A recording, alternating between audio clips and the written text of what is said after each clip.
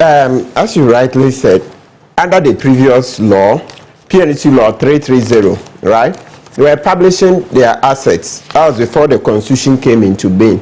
So I have here some of the Gazette publications. You see declaration of assets and liabilities under PNC Law 280. So you see here, Jane Edukufi, Obimpe, Stephen George, Commodore, then Buta, Kojo, Adunkwa, then Sapon, Nana Kwame Akwoku, that's Nana Akwoku Sapon, the chief. Don Atta, Eric, George, Alexander. You have Kuran Emmanuel Apia, Ibrahim Isaka Adam, that's I think the Minister of Agric, Ibrahim Adam. Then Yebua Vida Amadie or Amadi. There are a number. Right. You see Sarah Mensah, Ben Abdallah, Eje Mafo, Osafo Mafo's brother, I guess. Thompson, William Eje, Bawa John, Ewun Toma, Austin Atu, etc. There are many. I have some. Yeah, that's it. This is how we're publishing. So as for the claim by the MPs that they would be attacked by armed robbers, it's hogwash. Absolute hogwash. You know, at that time we're not as engaged as a people as today. That's how they got away with it. So if you go to the Constitution Review Commission report at page 306, they came to this point and they said, look, they show that in Africa, our peers, there are 5 countries ahead of us. 306. You see South Africa, Cape Verde, can you imagine? War-torn Liberia. War-torn Liberia. They published page 309. Look at it. It says 5 countries. That's those that published. Cape Verde, Republic of Central Africa, Liberia, Sao Tome and Principe, and South Africa. That's it. So if Liberia is publishing, we, Sankofa, something we're doing in Ghana, why should we? Liberia should never warp us in any field. Liberia should never be ahead of us in any field. I mean, come on. Look what on Liberia that we went to save.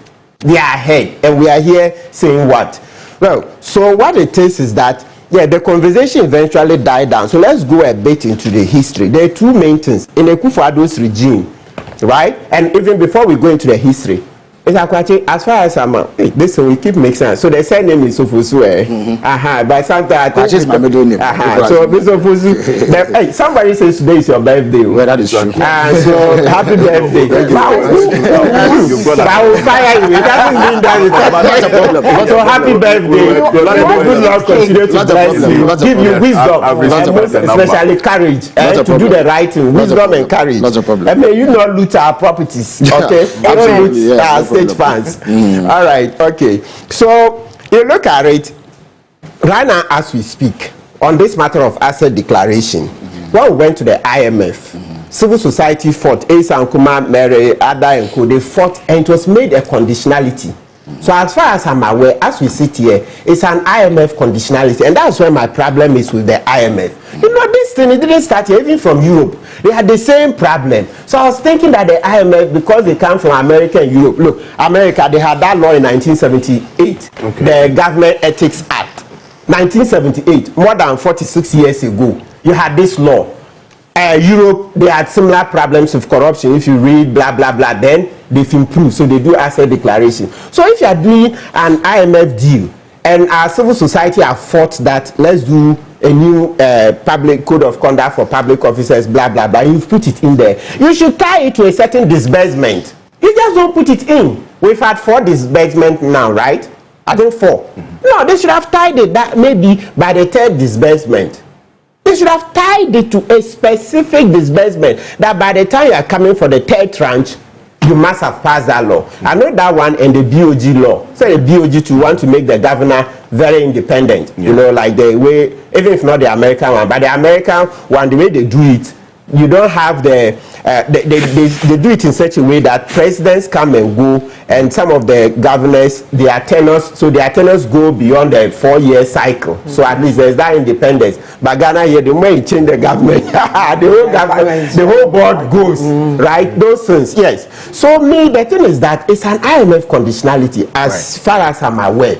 And Kufuor in 2023, said that at the bar conference. So if we Google, we've discussed these topics. I have lots of. He said he was going to give a world class. Yes. So that's the phrase in Cape Coast, near your constituency. He said world class bill, and then later Godfrey Dami came out and said he's the one in charge of drafting the bill, seeing to it, right? Then in 2024 September in Kumasi, Akufo-Addo said yes. Notwithstanding that he had just about 3 months to go, he was still very confident that he was going to pass it. So 2023, from world class to 2024, I'll pass it in the next 3 to 4 months before I leave. Then JM takes over, and in the 5th month, at the launch of this code, we don't hear anything about the bill. So what we beg is that Mr. Kan say, Abdallah, you guys should interview Godfrey Dami